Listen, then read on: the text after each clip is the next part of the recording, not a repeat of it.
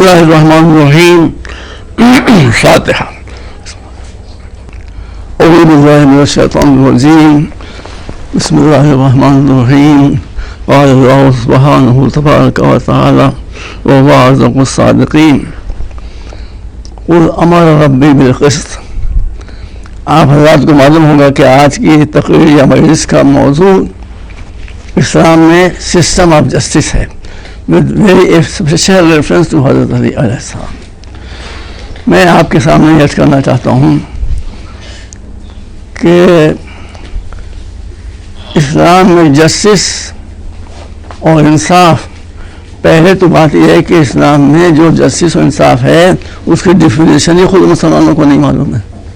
سب سے اہم بات تو یہ ہے، اور یہ ڈیفینیشن خود قرآن مجید میں موجود ہے۔ قرآن مجید میں ڈیفینیشن کیا ہے؟ اتنی سی جملوں میں قرآن نے پوری فلاسفی کو سمیٹ دیا۔ اب سسٹم آف عدل یا سسٹم آف جسٹس کی ڈیفینیشن کیا دی گئی؟ لا تظلمون ولا تظلمون، لو ختم ہو گیا قصہ۔ یہ آ گئی، پوری ڈیفینیشن آ گئی، اس میں پوری کتابیں آ گئیں۔ لا تظلمون ولا تظلمون کیا ہے کہ نہ کسی پر ظلم کرو نہ کسی کا ظلم سہو۔ یہ دوسرا ٹکڑا بہت اہم ہے، اس لیے کہ اگر آپ نے دوسرا کا ظلم سہنا شروع کر دیا تو ظلم تو پھیلتا چلا جائے گا۔ اس لیے کچھ بھی ہو لیکن آپ ظالم کے ظلم کو ظلم کرنے سے روکیں۔ یہ اسلام کا کمپلیٹ نظام انصاف یا سسٹم آف جسٹس۔ اسلام میں 5 اصول ہیں، جس میں پہلی اصل ہے توحید۔ بھائی مسلمان توجہ سننے اشیاء ہم کو سب کو تعلق ہے۔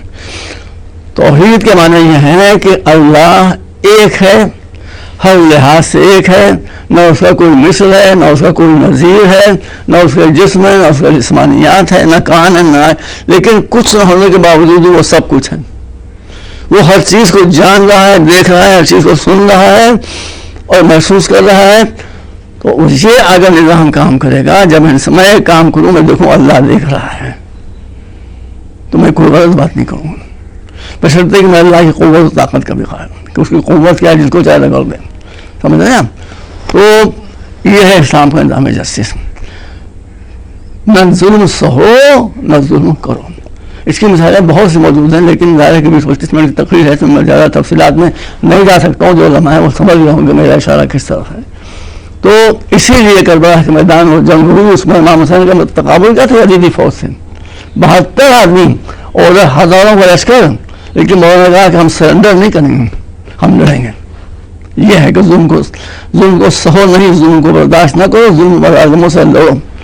تو اسی سسٹم کو مولا علی نے پوری طرح سے نافذ کیا تھا، باوجود کہ آپ کا ساتھ دینے والے بہت مختصر تھے، لیکن آپ نے اس نظام کو پوری طرح سے نافذ فرمایا۔ چنانچہ بہت سے روایات ہیں، بہت سے واقعات ہیں، اس میں ایک واقعہ یہ بھی ہے جو قابل غور ہے تمام مسلمانوں کے لیے، اور یہ تمام تاریخوں میں لکھا ہوا ہے کہ مولا علی کو جب خلافت ملی ہے، اور کیا آپ نے جب ظاہری حکومت ملی ہے پچھلے دور کے بعد، تو اس وقت جو گورنر تھے ان گورنرز میں کوئی گورنر کرپٹ تھے۔ مولانا نے حکم دیا کہ ان کو فوراً نکال باہر کیا جائے سسٹم آف گورنمنٹ سے۔ تو 2 بہت ہی معتبر صحابی حضور کے وہ آئے گھبرائے ہوئے، کہنے یہ آپ نے کیا کر رہے ہیں، کیا کیا ہے، کیا کر رہے ہیں، یہ تو آپ کے خلاف بغاوت ہو جائے گی کیونکہ ان کا بہت بڑا گروہ ہے۔ آپ نے فرمایا کہ یہ تو حجاز کی حکومت ہے جو مجھے دی گئی ہے۔ بھائی سنیے، بیٹا سنیے، فرمایا کہ اگر مجھے پوری دنیا کی حکومت ایک پلیٹ میں سجا کے دی جا رہی ہو کہ یا یہ حکومت لے لیجئے، یہ پاور لے لیجئے، اور کیا ہے، اور مطالبہ صرف اتنا ہو کہ ایک چونٹی کے منہ سے میں جو کے دانے کا چھلکا چھین لوں۔ یہ پورا واقعہ موجود میں نے پڑھا ہے، جو کے ایک چونٹی کے منہ سے میں جو کے دانے کا چھلکا چھین لوں تو میں چونٹی پر ظلم نہیں کروں گا۔ یہ کہاں ہے یہ سسٹم؟ کوئی مجھے بتائے کہاں ہے سسٹم؟ یہاں تو زبان کھولنے کی بھی اجازت نہیں ہے، یہ ہے ظلم۔ ابھی ظالم کو ظالم کہنا بھی جرم ہے، یہ تو بہت مصیبت کی بات ہے۔ تو علی کا ابن ابی طالب کا وہ تھا نظام عدل تھا، وہ کمپلیٹ تھا۔ اسی لیے اس دور میں جب اتنی گبر سبر ہو رہی تھی، مولا علی کی شہادت کے بعد جب ایک شخص نے کمنٹ کیا, کسی نے پوچھا آپ کے نظر میں کیا ہے, کہا کہ قتل علی لشدت عدل, نہ علی اتنا انصاف کرتے, نہ علی اتنا نیائے کرتے, نہ قتل کیے جاتے. تو لوگ دوسروں کی ناانصافیوں کو برداشت نہیں کر سکتے ہیں, لیکن مولا علی کا جو انصاف کا سسٹم تھا اس کو برداشت نہیں کرتے. میں کہہ رہا ہوں جو سمجھنے والے ہوں وہ سمجھے, نہ سمجھنا نہ سمجھے وہی اچھا ہے. آپ مولا کے بارے میں دیکھ لیجیے, آپ نے فرمایا کہ نبی باغ میں موجود ہے, فرمایا آپ نے کہ اگر کوئی مسلمان نہیں ہے اور وہ تمہاری گورنمنٹ میں ہے تو اس کی روزی روزی کے تم ذمہ دار. انہوں نے لکھ لیا کرسچن ہے, سن دیکھ سکتے ہو یہودی ہے, واقعات میں بہت کروں نبی باغ میں آپ کو دکھا دوں. تو فرماتے ہیں کہ وہ کسی کوئی بھی اس کا دھرم ہو یا اللہ مذہب ہو, وہ بھوکا نہیں سو سکتا ہمارے یہاں, اس پر کوئی مسلمان ظلم نہیں کر سکتا اس سسٹم میں. چنانچہ آپ کہیں سے تشریف لا رہے تھے تو دیکھا آپ نے کہ ایک بوڑھا آدمی سر راہ کھڑا ہوا بھیک مانگتا ہے. کہا یہ ہمارے سسٹم میں بھیک؟ تو صحابہ نے عرض کی کہ حضور یہ مسلمان نہیں ہے, یہ کرسچن ہے. آپ نے کہا کرسچن تو کیا انسان نہیں ہے؟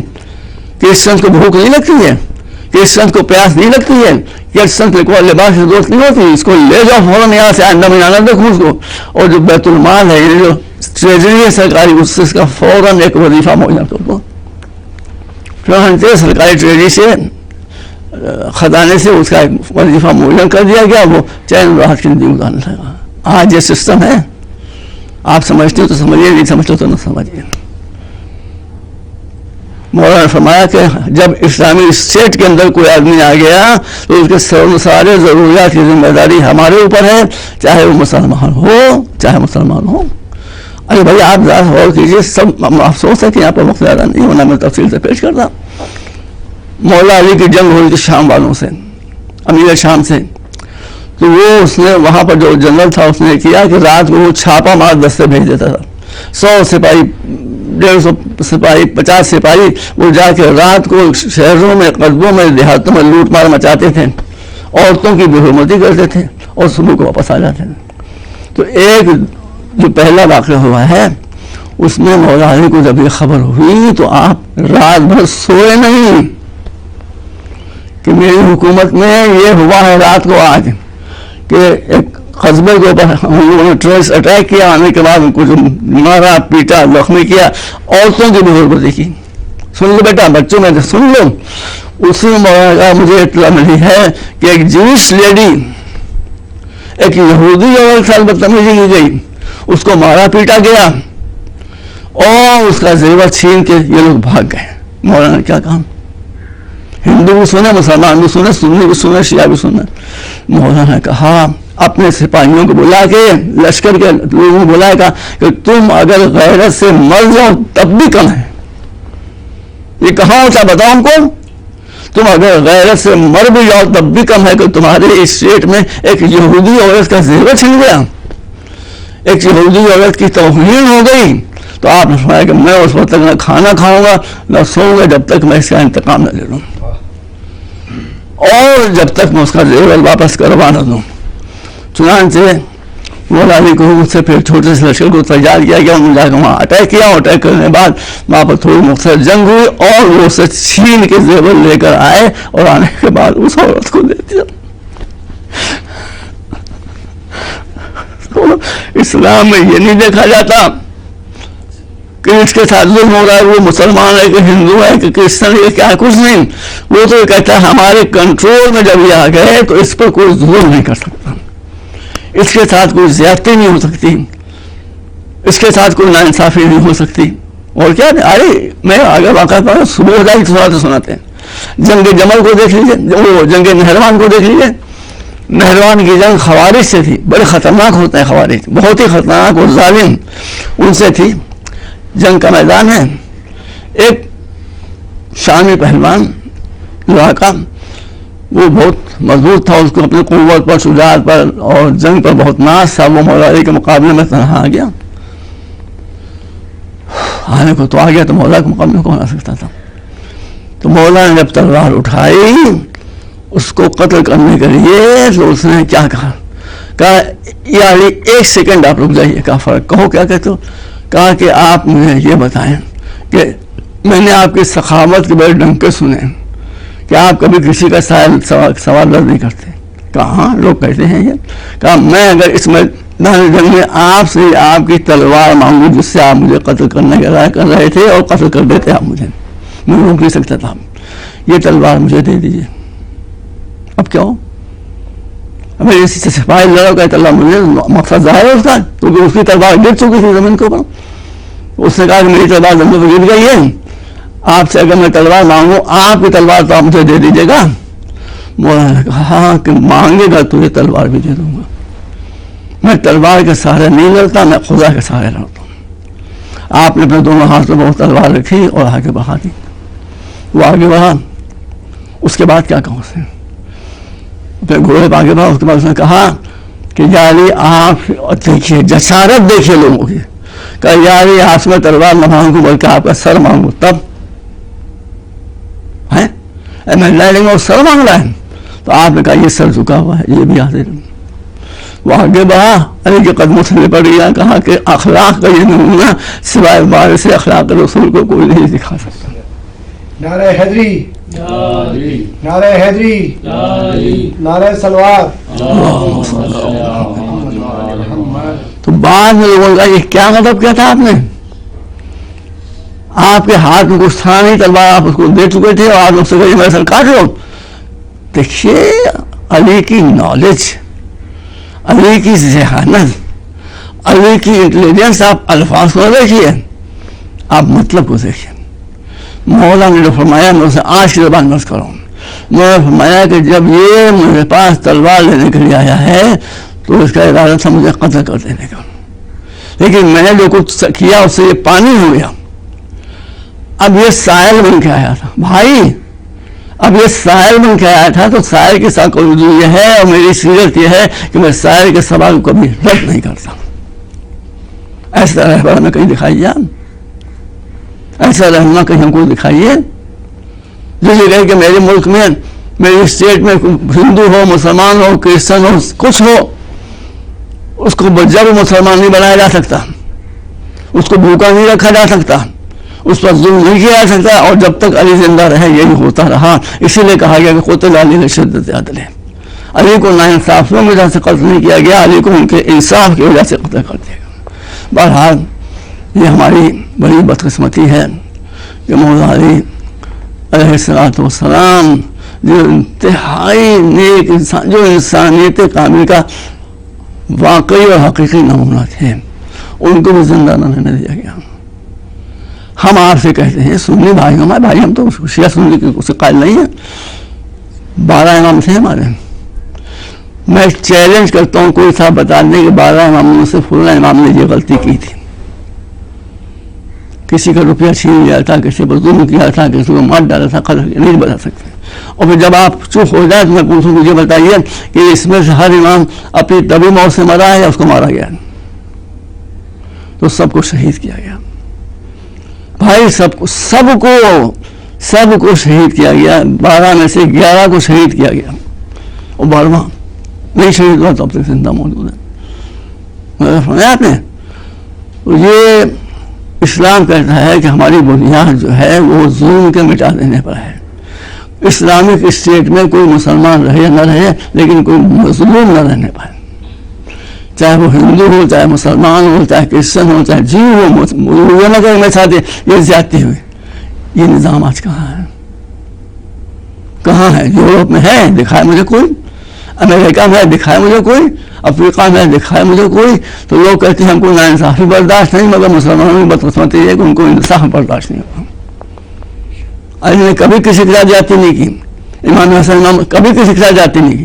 اور دوسری بات میں آپ کو بتا دوں، اور بس میں یہ تقریر کے فائنل اسٹیج میں آ چکا ہوں. دوسری بات میں آپ کو بتا دوں کہ ہمارے ہر امام کو قتل کیا گیا، شہید کیا گیا. مگر کیسے شہید کیا گیا؟ مولا علی نماز پڑھ رہے تھے. اب نماز میں کوئی جنگ کرتا ہے کسی نے؟ مگر ابن ملعون نے آ کے آپ کے سر کے اوپر بہت گہرا وار لگایا جس سے آپ جہاں پر نہ ہو سکے. تو یہ نماز میں بھی جو نہ چھوڑے اس قوم کی حالت کیا ہوگی. تو کسی کو بھی میدان علم میں قتل نہیں کیا گیا. امام حسن کو زہر دیا گیا. تو ہمارے جتنے امام شہید ہوئے ہیں یا تلوار سے شہید ہوئے ہیں یا زہر شہید ہوئے ہیں, یہ اعلان ہے خاموشی سے کہ ان سے لڑنے کی ہمیں طاقت نہیں ہے. لڑتے تو ہم ڈیفیٹ کھا جاتے ہیں, اس لیے زہر سے مار دو, اس لیے نماز میں قصر کر دو. اسی لیے مولا علی کو نماز کا اس نے خود آ کے کہا تھا, ایسا وہ بڑا کمینہ انسان تھا, بہت ذلیل انسان تھا, معلوم ابن ملزم. تو مولا علی نے اس سے پوچھا کہ بھائی یہ بتا کہ میں نے تیرے ساتھ کبھی برائی کی تھی. دیکھیے یہ کون سی بڑی بات ہے بھائی. ایک شہید جو شہید ہوا ہے وہ قاتل سے کہہ رہا ہے کہ میں نے تیرے ساتھ کبھی کوئی برائی کی. تو کہا نہیں, کبھی کوئی ظلم کیا تھا, کہا نہیں. اس طرح 3-4 سوال کرنے کے بعد پھر مولانا پر تم نے مجھے کیوں قتل کر دیا؟ کہا کہ میں نے آپ کو شہید کیا ہے کہ میرے مقدر میں جہنم جانا ہوا لکھا ہوا تھا. دیکھو اس سے زیادہ حق و باطل کی پہچان کیا ہو سکتی. کہ جو قتل ہوا ہے, جس نے قتل کیا وہ بھی کہہ رہا ہے کہ میں ظالم ہوں اور یہ مظلوم ہے یہ شخصیت. اس کے بعد اس نے مسکرا کہا, باہر آدمی تھا, باہر جو مطلب جیسے گنڈے ہوتے ہیں, اس نے کہا کہ علی ایک بات میں آپ کو بتاتا ہوں. کہا بتا. کہا کہ یہ تلوار جو میرے ساتھ دیکھ رہے چمچماتی ہوئی, اس تلوار کو میں نے جب کوفے آیا ہوں تو 1000 درہم میں خریدا تھا اور 1000 درہم لے کر اس کو زہر میں بجھوایا تھا, زہر کی اس کو پالش کی تھی. اس سے میں نے آپ کو قدر کیا, آپ بچ نہیں پائیں گے. اور میں نے قسم کھائی تھی اس کو اس طرح سے زہر میں بجھانے کے بعد کہ اللہ میں قسم کھاتا ہوں کہ اس سے استغفر اللہ, اس تلوار سے میں دنیا کے بدترین انسان کو قتل کروں گا. اور میری بات کون جواب دے سکتا تھا؟ کون اس کا جواب اس عالم میں کہ جب خون کی دھاریں بہ رہی ہیں, مگر خون کی دھاریں بہ رہی تھی, عقل کی دھارا علی کی نہیں بہ رہی. دیکھو جب اس نے کہا میں نے قسم کھائی تھی, نظر کی تھی کہ اس تلوار سے میں اس انسان کو قتل کروں گا جو دنیا کا بدترین انسان ہو, اللہ نے میری ہاں کہا اللہ نے مراد تیری پوری نہیں کی, ابھی پوری ہوگی. پوری ہوگی مطلب آپ قتل ہوگا؟ کہا نہیں, تو اللہ کی رات کو سمجھ نہیں سکتا. یہ بات پوری ہوگی اس لیے کہ جب میں دنیا سے چلا جاؤں گا تو جسٹس کا تقاضا ہے کہ اسی تلوار سے تجھے قتل کر دے گا. اس وقت یہ بات پوری ہوگی کہ دنیا کا بدترین انسان جو تھا وہ اس تلوار سے مارا گیا, جس کا سر یہاں تک زخمی ہو چکا ہوں, جس سے نماز نہ پڑھی جا سکے ہو, جو خون کی دھاروں میں نہایا ہو, اس کا ذہانت اس طرح سے اس کا چہرہ اڑ گیا, بالکل بے چہرہ اس کا اڑ گیا. بس حضرت علیہ السلام, یہ مسلمانوں کی بدقسمتی ہے کہ ہمارے جتنے ائمہ جو معصوم تھے, جو بے گناہ تھے, ان کے بارے میں بتایا ہی نہیں جا سکتا کہ یہ کسی کو ستایا, کسی کو, وہ تو دشمن خیال بھی رحم و کرم کرتے تھے. یہ شروع کیا گیا ہو جو ائمہ طاہرین کے ساتھ ہوا, جو اولاد نبی تھے, جو اولاد رسول تھے, جو اولاد پیغمبر تھے. وہ 19ویں شب رمضان مبارک کی وہ رات تھی کہ جب یہ خبیث آیا, وقت ختم ہو رہا ہے, اور آنے کے بعد کسی عورت کے گھر میں اس سے کچھ غلط سے تعلقات قائم کر کے وہاں رہ گیا, اور صبح آ کر مسجد کوفہ میں وہی زہریلی تلوار لیے ہوئے آیا. یہ دیکھیے یہ وہی بات ہے کہ اس میں ہمت نہیں تھی کہ فیس ٹو فیس آ کر علی کو قتل کر سکے. وہ انتظار کر رہا تھا کہ علی جب سجدے میں جائیں تب, وہ سجدے مطابق سے دعا جب خبر نہیں پڑی کیا ہو رہا. تو جب مولا علی پہلی رکعت کے دوسرے سجدے میں گئے اور سجدے میں جانے کے بعد سب کچھ بھول گئے, صرف اللہ یاد رہا, تو اس نے تلوار کا, اس زہریلی تلوار کا اتنا گہرا وار کیا مولا کے سر کے اوپر کہ آپ کی پریشانی تک وہ تلوار اتر آئی. بس پھر علی نماز نہیں پڑھا سکے لوگوں کو. وہیں پر بیٹھے بیٹھے آپ نے کس طرح سے نماز پڑھی, امام حسن علیہ السلام نے آ کر نماز کی تکمیل کرائی. یہ ہمارا سلوک ہے ان ائمہ طاہرین کے ساتھ کہ جنہوں نے کبھی کسی کو ستایا نہیں, دنیا انسان کو فائدہ پہنچایا, اسلام کی خدمت کی, ان کے ساتھ ہم نے یہ سلوک کیا. اب ہم کیا توقع کریں مسلمانوں سے. تو بہرحال 19ویں شب گزری, 20ویں شب گزری, 21ویں شب گزری. مولا کی حالت روز بروز دن بدن خراب ہوتی جا رہی. اس میں بہت سی باتیں لیکن وقت ختم ہو چکا ہے. وہ خراب ہوتی جا رہی تھی.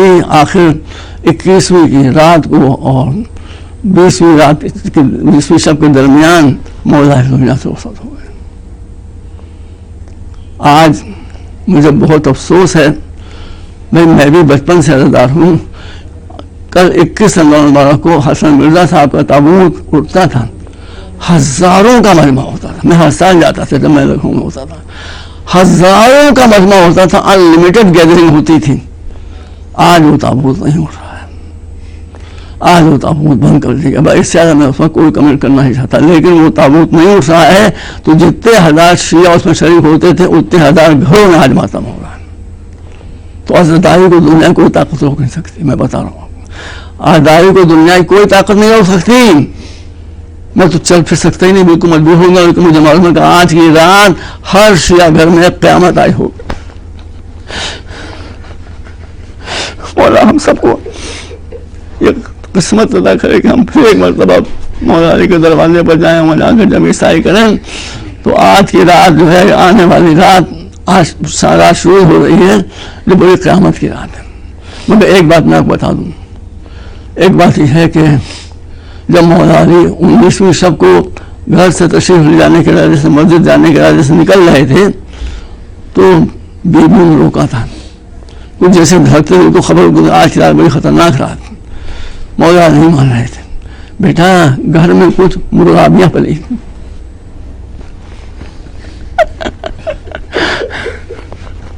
उन मुर्गाबियाँ आकर फरियाद करना शुरू किया। मुझे अली के दामन को पकड़ लिया, अली की जो कबर थी उसके दामन को पकड़ लिया और रोना पीटना शुरू किया। अरे भाई ये झीट झपट नहीं है, शायरों की कहानी है, आप पढ़िए तारीख को। तो मौला ने जब देखा कि घर में पड़ी हुई मुर्गाबियाँ चीख रही हैं, रो रही हैं, फरियाद कर रही हैं और दामन पकड़ने जाने नहीं दे रहे, तो आपने अपने साहबजादियों से फरमाया कि बेटा हमारे हालात बहुत ख़राब हैं, अगर किसी दिन तुम्हारे यहाँ खाने पीने के लिए कुछ न हो तो तुम फाकिर से रहना। सुनो, तुम फाकिर से रहना, मगर ये अल्लाह की मखलूक जानवर ये फाकिर से रहने पाए। इनको किसी ऐसे घर में पहुँचा देना चाहिए कि रिस्क का इंतजाम किया जाए। बस अब यहाँ मसला तो ये है कि जब आप मसाइल बयान करेंगे, किसी के मसाइल करबला फ़ौरन याद आ जाएगी। जब मुझे पढ़ रहा था तो मुझे करबला याद आ गई। बस तकरीर ख़त्म हो रही है। मौला अली जब घर से रुखसत हो रहे थे और शहादत की मंजिल आगे बढ़ रहे थे तो बेटियां रोके हुई थी, चीख रही थी, फरियाद कर रही, न जाइए बाबा, न जाइए, न आज हसन को भेजिए, कुछ ही लिख रहे। लेकिन मुकद्दर जो था वो हो गया, मौला अली तशरीफ ले गया, फिर जो हुआ आपके सामने है। लेकिन ये अली का बेटा हुसैन आशूर के दिन जब यक्को तन्हा रह गया और कोई न रहा, भाई भी नहीं रह गया, बेटा भी नहीं रह गया, भांजे भी नहीं रह गया, भतीजे भी नहीं रह गए। अब मीर अनीस फरमाते हैं कि उस अकेले में मौला जब दोपहर के बाद घोड़े पर सवार होकर मैदान में जाने का मंजर कशी किया। ये याद रखिए कि यहाँ मौला अली जब जा रहे थे तो मुर्गाबियों ने दामन पकड़ लिया था कि न जाइए, न जाइए, न जाइए। वहाँ ये हुआ, मीर अनीस कहते हैं कि जब मौला हुसैन खेमे से रुखसत हो रहे थे, उस वक्त एक मासूम बच्ची ने आकर मौला का दामन पकड़ लिया।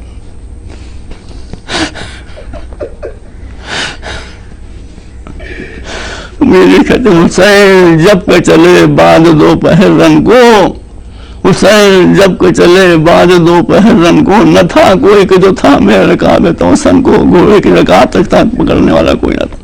बस देखिए वहाँ मुर्गाबियाँ दामन पकड़ी थी। यहाँ क्या कहते हैं, एक मिस्र पूरी करबला समेट दी भाई। न था कोई कि जो थामे रकाब तोसन को, हुसैन सकीना झाड़ रही थी अब कबा के दामन को। ये मंजर कशी देखिए आपको, सकीना झाड़ रही थी कबा के दामन को, हुसैन चुप के खड़े झुकाए कर दूं।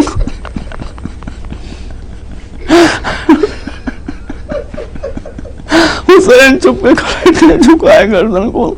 न आंच रहा था कोई शाह करबलाई को, फकत बहन ने किया था सवार भाई को। एक बहन रह गई थी जिसने अपने भाई को सवार किया, कोई सवार करने वाला भी नहीं था। मौला अली आप बहुत मजलूम हैं, इसमें कोई शक नहीं, लेकिन जब मजलूमियत का सवाल आता है तो आपके मुजाहिद बेटा जिसका नाम हुसैन इब्न अली था, आपके नहीं कर सकता कि आगे तो आपके बराबर खड़ा मिलता है, आपके पीछे नहीं मिलता। हुसैन करबला के मैदान में आए और आकर शहीद हो गए। मौला अली نماز کے لیے مؤذن تشریف لے گئے، وہاں نماز پڑھا رہے تھے، میں نے بھی عرض کیا اور آپ کو معلوم ہوگا کہ مولانا نے کیسے نماز پڑھی 21 رمضان مبارک کو صبح سویرے، بس آخری جملہ 21 رمضان مبارک کو صبح سویرے بالکل طلوع آفتاب سے پہلے ایک طرف آفتاب طلوع ہو رہا تھا، دوسری طرف آفتاب امامت کا جنازہ گھر سے نکل رہا تھا۔ خدا ان ملائن پر لعنت کرے کہ جنہوں نے اتنا بڑا ظلم ہمارے مولا کے ساتھ کیا۔ وآخر دعوانا الحمدللہ رب العالمین۔ میری صحت کے لیے آپ دعا فرمائیں، اور جو جو حضرات اس مجلس کو سنیں، میں 3 برس سے مسلسل بیمار چلا رہا ہوں، چلنے پھرنے کے لائق نہیں رہ گیا، اور دعا فرمائیں میرے لیے کہ مجھے محبت اہل بیت پر موت آ جائے اور خدا مجھے شفا عطا فرمائے، تاکہ جیسے مولا کی خدمت میں پہلے کر رہا تھا پھر اسی طرح سے کرتا رہوں۔ وآخر دعوانا الحمدللہ رب العالمین۔